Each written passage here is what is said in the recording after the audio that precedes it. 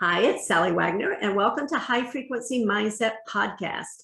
And I'm very pleased to welcome our guest today, Cameron Cogswell. Cameron, welcome. Thank you so much, Shelly. I'm really excited to be here. I love the background. First of all, I already feel like my Oh, energy's boosted up just looking at you. So it's really nice. yeah, well, thank you. Yeah, it's kind of energizing, so Yeah, yeah, I enjoy it. yeah, good. So let me introduce you to our audience, and then we'll just have a nice conversation. How about that? Wonderful. Yeah, I love it. All right.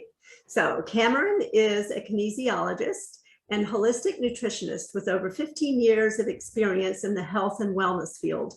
Over that 15-year span, he found his fascination for personalized health optimization, sharing his expertise in multiple magazine features, podcasts, seminars, and speaking engagements to both small and large corporations and groups. This focus on personalized health optimization also caught the attention of the WNHL. Wow, that sounds interesting. Mm, Where he worked as a nutritional consultant for the Buffalo Beauts. Is that yep. right? Yeah, yeah. Who are amongst the 2,500 plus people he has personally helped. Again, Cameron, welcome. Yeah, thank you so much. Yeah, well, it sounds great when you read it out loud, but then you realize that I'm the one who wrote it. So I guess. But no. Well done. Well done.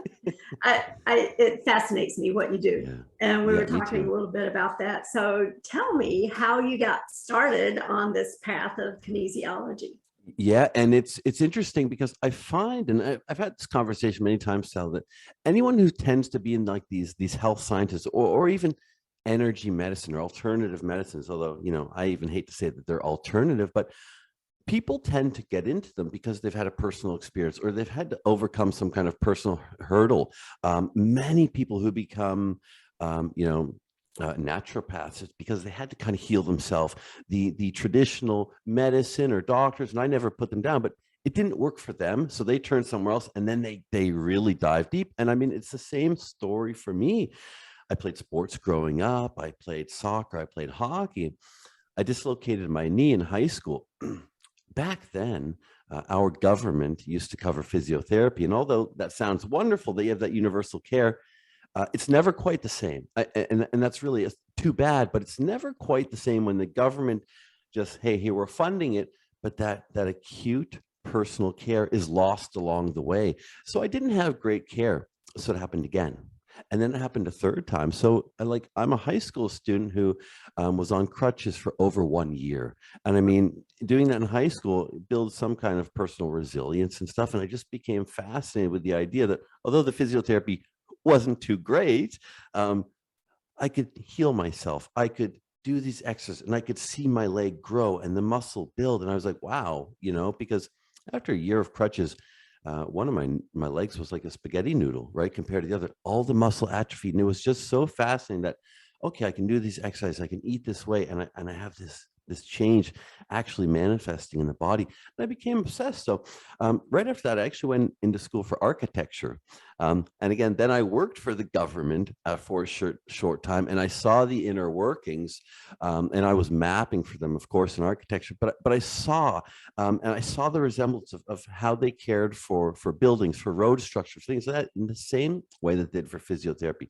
Here's the money. We'll get it done when it needs to be done, but there's no rush. Whereas a private company says, hey, let's finish this job. Let's get the money. Let's move on to the next one. Let's make sure it's good. Let's make sure our reputation is airtight. And the government didn't seem to care. So after that experience with the government, I quit architecture. I went right into kinesiology. I loved it. I was engaged in it. I felt like I can apply this to me.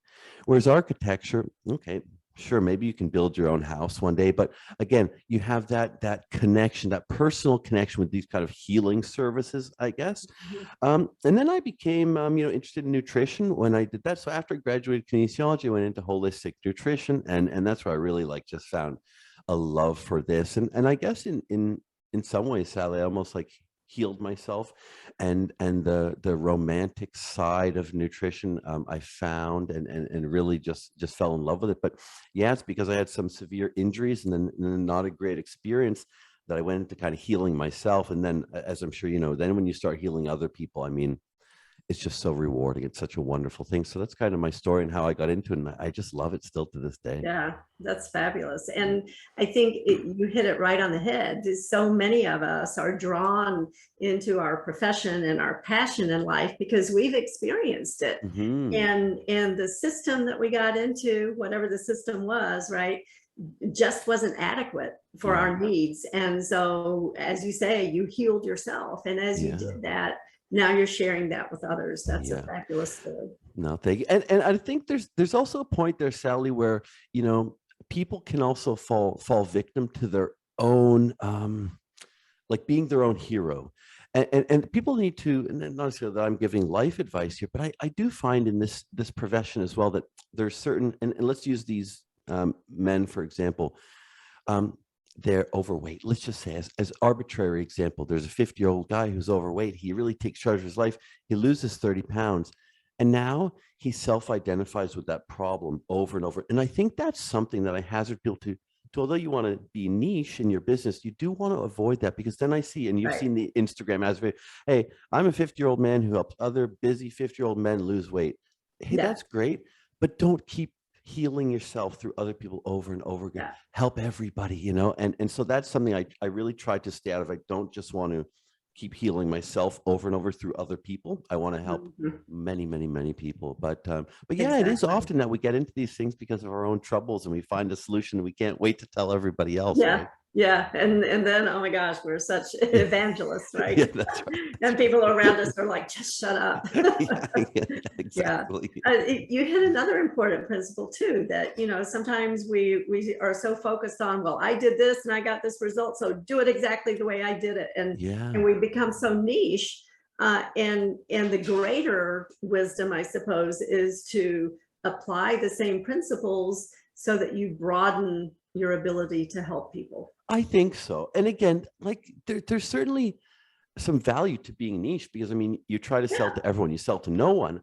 I understand, but I think you nailed there. It's like, hey, that's a gift. You got a gift. You healed yourself. It doesn't mean you have to do that exact same thing with everyone else.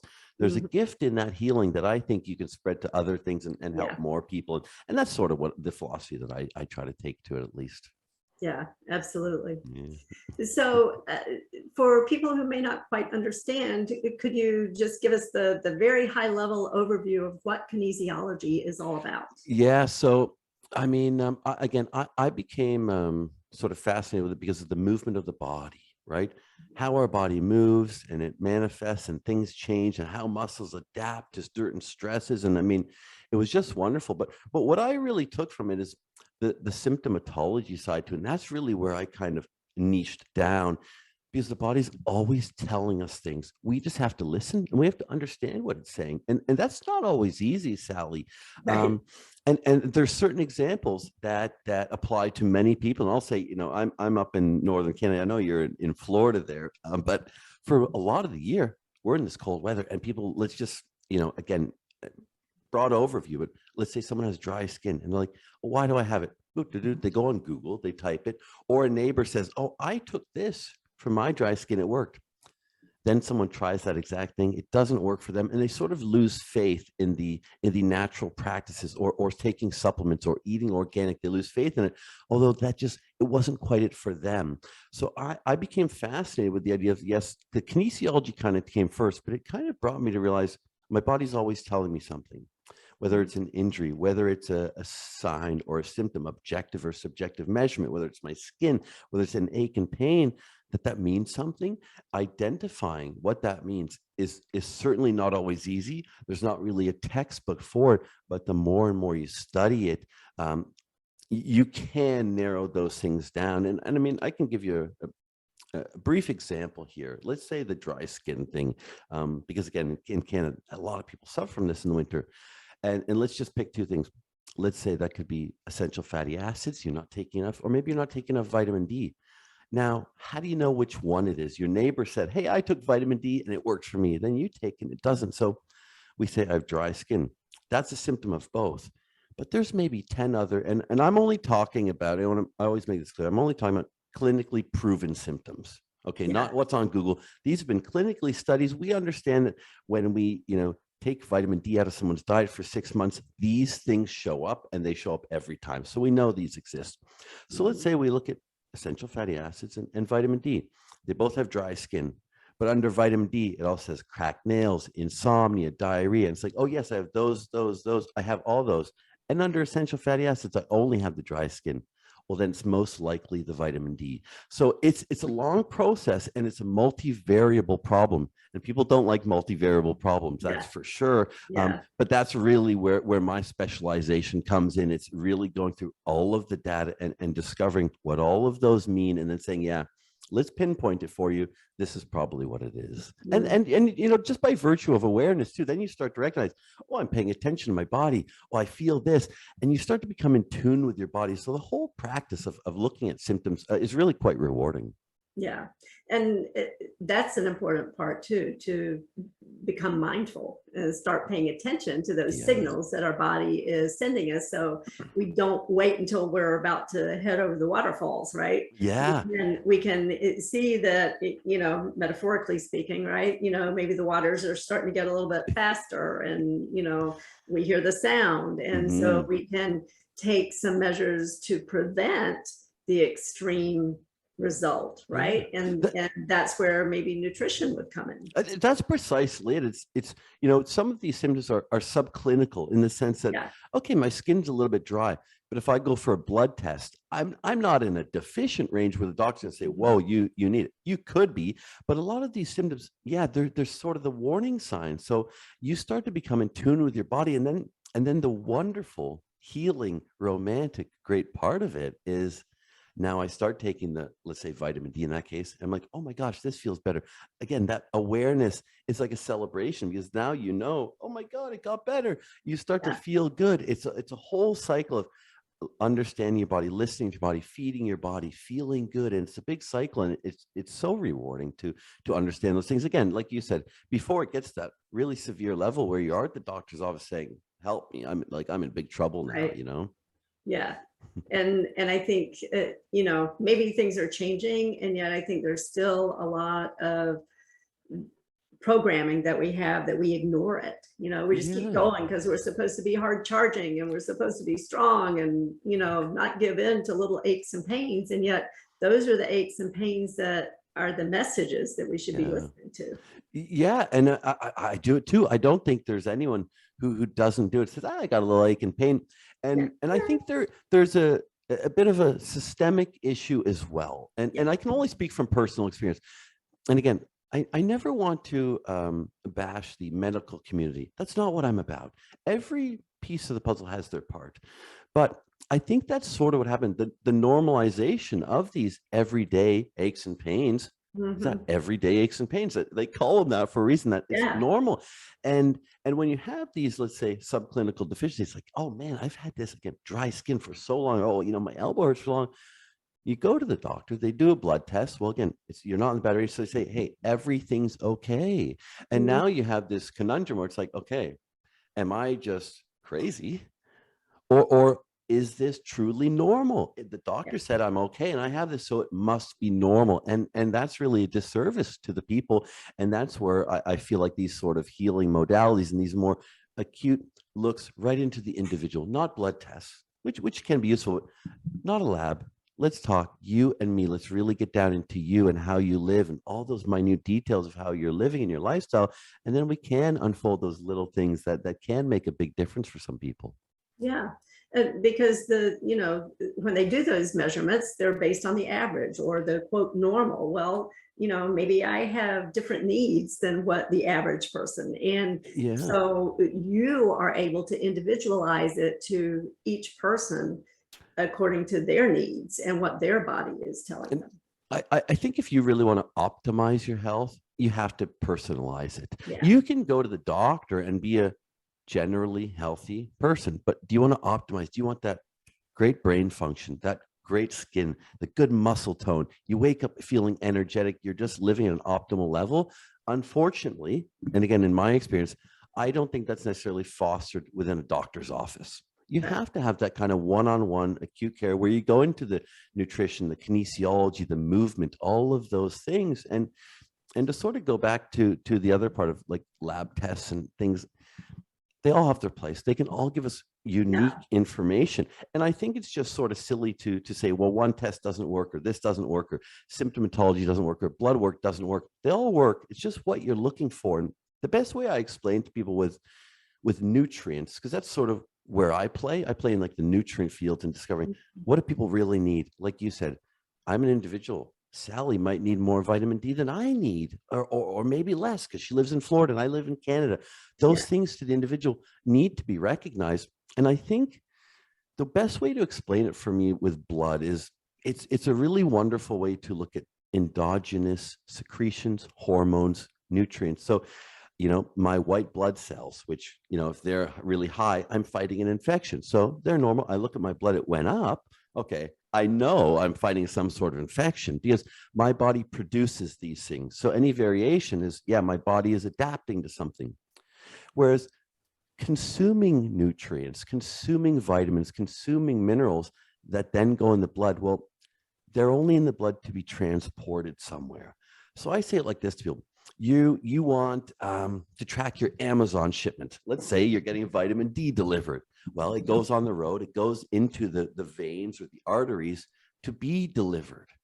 If the only measurement that we use for delivery is, well, the delivery truck was on the road, like the vitamin D was in your blood, it must be delivered. Well, maybe it got dropped off to your neighbor's house. Maybe it was damaged. Maybe it wasn't the correct item. I think the failure to communicate to people with have those communications and those interactions, say, hey, are you suffering from these symptoms? Did you receive your package, Sally? Did it come on time? Were you happy with it? That's a big part of the equation. If we just said, well, your blood looks normal because the nutrients are in there. Well, did they get where they needed to go? And a blood test will never tell us that. So again, blood tests are great for certain things, but there needs to be some other approach we take to say, hey, why am I feeling this way? And it doesn't show up on a blood test. Yeah. Because you're right, that doesn't reflect how well it was absorbed. What was the Yeah, absorption rate? What was the efficiency of the absorption? What was the quality? All of those kinds of things, yeah, right? exactly. And I think it also goes into personal accountability, because the things that you've been saying, it sounds to me like, we can't just rely on a doctor or a prescription and think we're done, right? We need to take some accountability for ourselves and our own health. Yeah, and I mean, and a lot of people do rely on the doctor again, and to no fault of their own. But my father's one of those people where he says, "Well, the doctor told me to take this pill. I take this pill. Well, That's it. That's it." I And think that's kind of a generational I thing, I hate to say the baby boomer thing. I hate to say it, but I work with people of all ages, and I love that aspect. But like you said, you sort of do see those generational differences. So I have clients as young as 13. I have some in their 60s. I've had some older, and there are certainly these generational differences, which I love and I find fascinating. But yes, there needs to be that personal accountability. And that's why sometimes a nutritionist or a healer or whatever modality comes in handy, because it's also someone to say, hey, did you do this week? We talked Yeah, about, and sometimes just that personal accountability, and everyone, responds differently too. Some people need a kick in the ass. Some people need a hug. yeah, Everyone's motivated differently. And it's finding a person that has your best interest at heart, but also understands how to work with you. And I think that's really important. And some doctors, let's be honest, the bedside manner just isn't there. yeah. And I like that. I look for those deep conversations when I can get to, okay, what actually motivates Sally? What's going to help her stay the course of healing? Because healing can be a difficult journey for some people. Yeah, yeah, absolutely. There's and sorry there because there's times in the healing journey, and I don't know if you've used experience this, but you suffered from something, and I always say like dry skin. It's just an easy thing because a lot of people do, and you didn't have dry skin for years, and then you start to heal or you do detox, and then your skin gets dry. You're like, oh my God, this can't be good, and they quit. Yeah, But I yeah. always tell people it's like spring cleaning with the windows closed. You're going to stir up some stuff. You're going to stir up some Mhm. stuff. Open those windows. Keep going through, because maybe it's like, hey, now you got to the root of it. Get it out. Keep going. Keep going. But it isn't always an easy journey to heal, and those things can come up again. Issues can come up. It's like, hey, I didn't have this for 5 years. Now I'm healing and it's back. What the heck? But it's like, hey, it's finally getting out of you, because some of these things can be stored. Some toxins can be stored in the cerebral spinal fluid. They can stay into the body decades, Oh, yeah. decades, Yeah. decades. So it And can be a difficult journey. it is. And I think that gets to the distinction between, are we just treating the symptom or are we really wanting to get to the cause? Oh yeah. Yeah. Well, that's like the classic saying, right? Are we getting to the root cause of this? And if you Yeah. don't understand the root cause, can you help? Can you be that helpful? And that's not for me to say, but I Mhm. always say whether you go again, and it's never I always say this, it's always like I'm bashing dog. It's not that, it's sometimes you go to the doctor or any kind of practitioner and say, hey, why do I have this? They say, I don't know. If you don't know, can you really help me with it? If you have no idea, like it's like, hey, I have a leaky basement. But I have no idea why it's happening. Well, Yeah. if you don't know why it's happening and you give me a solution, is it just going to happen again? And a lot of the times it does. Or a lot of Right. times you stop taking the medication and you still have the problem. So if you don't understand the cause, how helpful can you really be in finding a true and long-term solution at least? Exactly. And I think it's a systemic approach, right? Because our illnesses are systemic, and we need to treat them in a holistic way instead of just piecemeal with this symptom and that symptom. Yeah, well, we're holistic beings, and and Yeah. and we know this just by virtue of when you start to do something good for yourself, you notice the trickle effect, and Oh, and and yeah. this is, I guess, going back to like your original question, this is part of why I became fascinated with it because when I got into kinesiology, when I got into working out or building my body, um, before you get the six pack, I start to feel better here, and Mm. and and I think that's such a like an aha moment where some people they don't even notice that, but again, it's when you're really in touch with your body, like, wow, I actually feel better. I don't have muscles yet. That takes time, but I Yeah. feel better. I'm a little more social. I'm a little more happy today. We are Mm. holistic beings.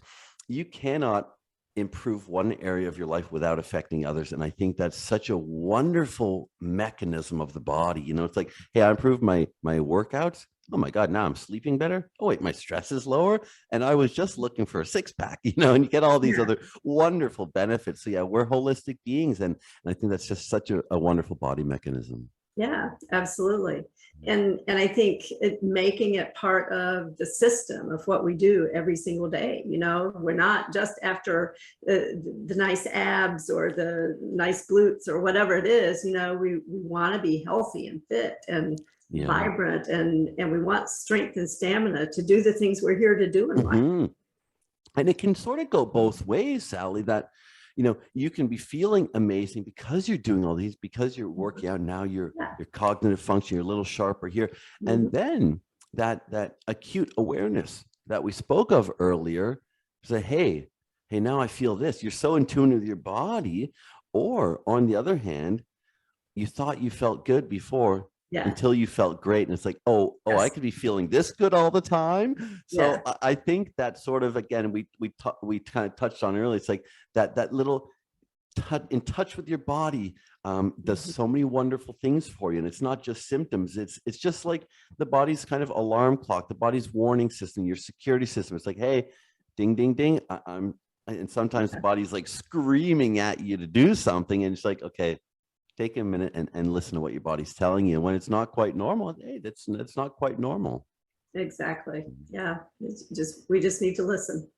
I think, yeah, and listening's not just, it's not as easy as just listening. No, it's not. I wish you could just I listen. say Wait, it as oh, if what'd you it's say? easy. Yeah, what was that again? It's but it does sometimes take working with a professional to Yeah. really narrow it down. But the virtue of being aware of your body that, hey, something isn't quite right, that's the first step. That's a wonderful thing. And I tell people all the time, hey, you came to me because you felt something and you trusted yourself.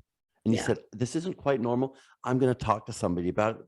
Well, there you go. That's enough. That's enough sometimes to get started. And then you feel something else. And then maybe I give you a little key to unlock something else. Like, oh, that makes sense. Oh yeah. Last week, and it's just, it becomes fascinating. And Mm. the relationship that you build with people doing this too is really remarkable. And that's where I love that stuff. I love Yeah. that part of it. Yeah, absolutely. Mm. I mean, I work with people differently and yet seeing that transformation because I mean, you truly see a physical transformation, and And when I work with people, coaching and mindset and things like that, they physically transform. I mean, they look different. They hold themselves differently. It's just an amazing privilege to be able to work with people in that way. And I always use the word like romantic, and people find it funny, but there is something like romantic about it. And you develop a relationship. I don't mean sexual. It's nothing like that at all. But there's something romantic about, like, yeah, you healed yourself, but when you do it with other people and you see that transformation, and Sally, like, you nailed something so incredible there that you just said, it's like they just stand up a little bit straighter. Like, isn't that feel like a proud mom moment almost? You know, like I have it when you see that, and it's like, there's my buddy, though he's older than me. It's like, there's my guy. He did, you know, it's wonderful to see that light come out of people, whatever your healing modality is. When you see that spark of light, it's so rewarding and it's so worth it. And I just love it. Yeah, absolutely. I can tell. Yeah. I'm always happy, you know. Same here. I mean, it's such a joy to do what I have the privilege of doing, right? Yeah, that's right. Couple more questions for you.